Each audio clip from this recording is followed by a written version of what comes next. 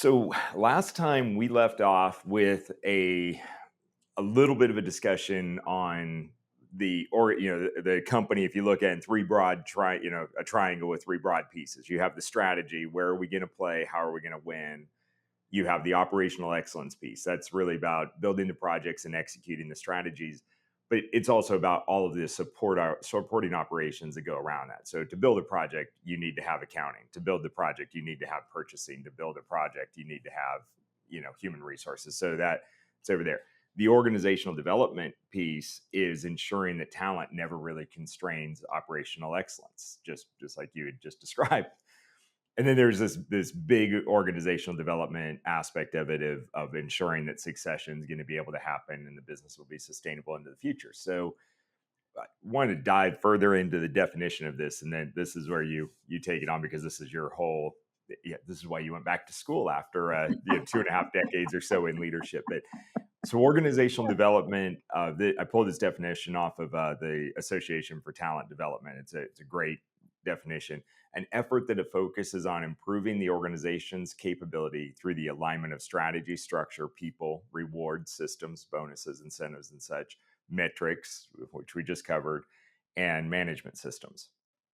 It's a science-backed interdisciplinary field rooted in multiple fields. So it's like bringing all these things together. So you started out with an accounting degree, right? And then you Yes. moved on to the job site, into a trailer. You started operating equipment, all kinds of crazy stuff. Where did you go from there? How did you start to see organizational development, and how's that your life's work? Yeah, well, many interesting stories there. Yes, I've operated equipment, but not well, and not for much time at all. So just so we're clear, I am a hazard to anyone when I'm doing that.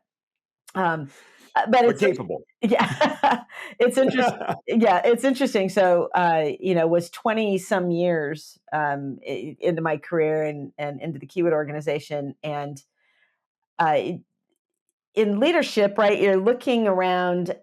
Yes, there's metrics you have to follow. There's all sorts of things, but really your purpose is to train and develop those around you into the expertise that they need and help them to see the larger picture and the strategy of the pieces that they're working with.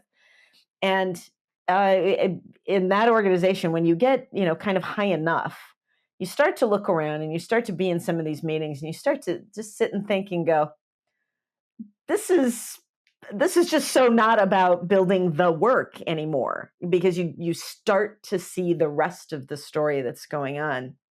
And I like the very first check mark here on the slide where it talks about the psychology, because you're sitting there going, okay, there is so much more to what's happening here than most people realize.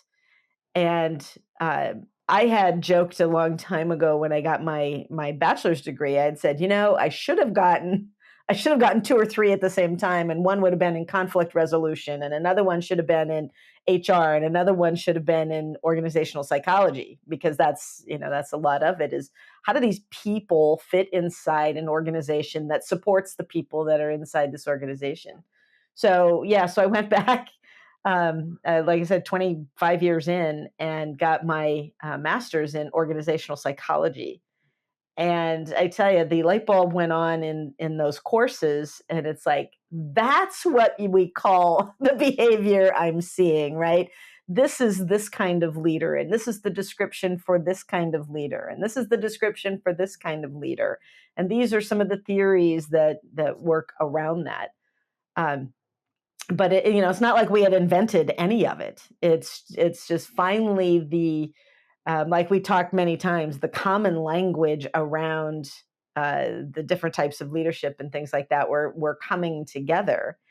And it's still amazing how many organizations just don't necessarily see that what they are doing, right? The development that they are working so feverishly toward is really all about the psychological development of the organization. And how do you gets down to the right people in the right seats at the right time, and then the appropriate, training and development to get the best performance, in the position they're in. Um, and every organization still has their tough times, right? And I mean, we're literally talking about role transitions, and that is hard inside this, this OD kind of structure, because as organizations grow, you add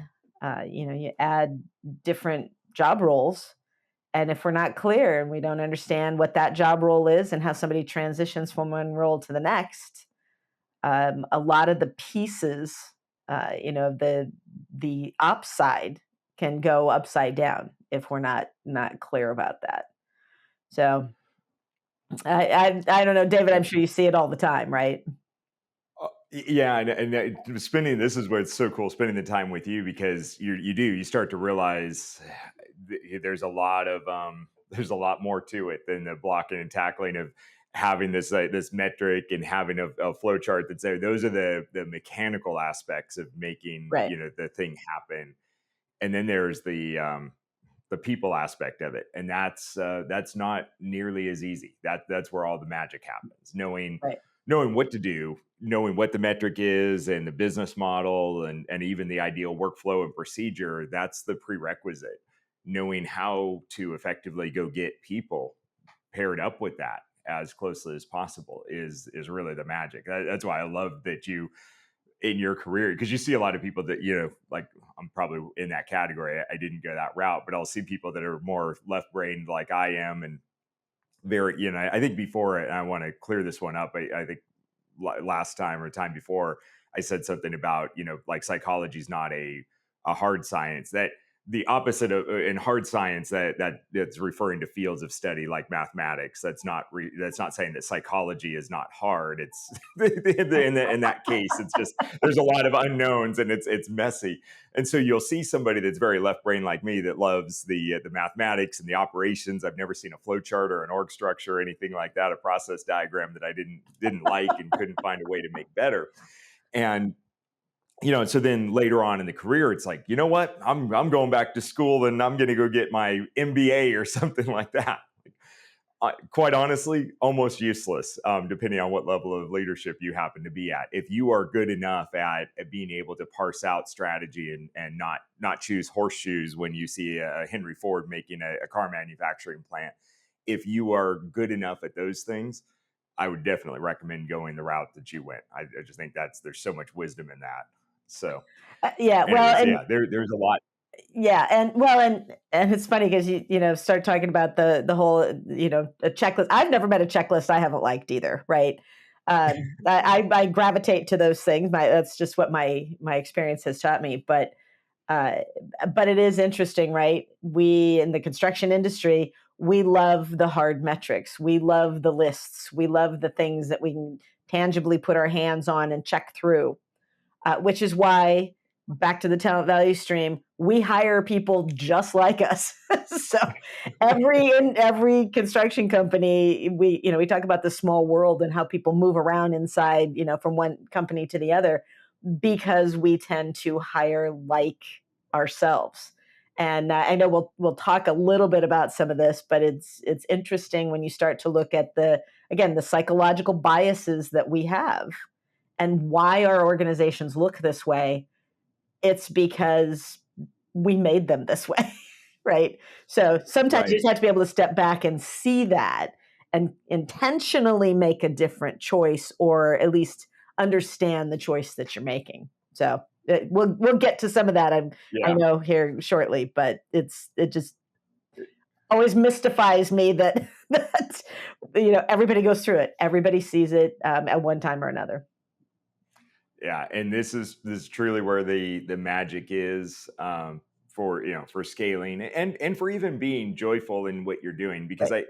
if you're, say, highly production oriented and highly driven, I mean, you definitely can scale and grow your business. It won't necessarily be as joyful as if you start to get all of the people really operating well together, and you're Right. doing a larger percentage of the things that you love doing. There are people that love filling out check boxes and filling out forms and doing very detailed data entry and getting it right every single time. And there are people that love being creative and coming up with this brilliant strategy. And there are people that love organizing and herding a whole bunch of people together and bringing them together and talking to 10 different personality types. And the beauty of organizational development is getting all of those people working well together, where they're Mhm. all working towards their strengths, their strength levels, their joy levels, and it's producing a great outcome. That's where you truly have sustainability. So, nothing that I love more than your approach to this. We'll dive a lot further into it.